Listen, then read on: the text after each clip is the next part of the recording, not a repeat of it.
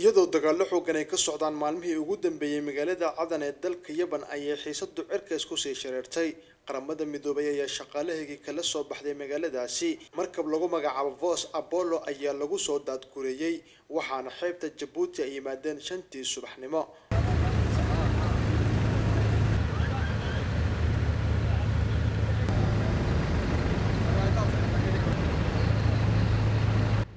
وقيبتي صدحات كترسن شقلها قرامة ميدوبي مدة صدح مالمود جودهن لقى صدات قرية ودن كيابان ترى شقلها أي وحى أيضا تعيصد نقف أو سوق جرويل يقبل ونرد شيء صدح يلباتن ودن أو يكمل يهين كندا فرنسا كولومبيا إثيوبيا كينيا طليانيا كوكالا أيضا كلا حبها ودن كجيبوتي أي كسوق حيي markabka xadka wadanka Yaban ilaa ay ka soo gaarayeen xeebta wadanka Djibouti taliyaha ciidanka ilaalada Djibouti Colonel Wacays Umar Boqor ayaa ka warbixinaya saaka waxaan xaggan imakaan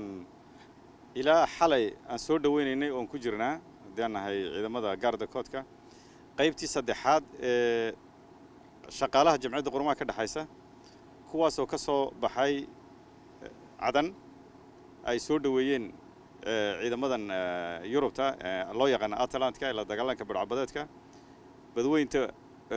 u soo dhow Djibouti ay keeneen dabadeedna kolkay xuduudda Djibouti u soo dhawaadeen ciidamadeedan gaarda koodka ayaa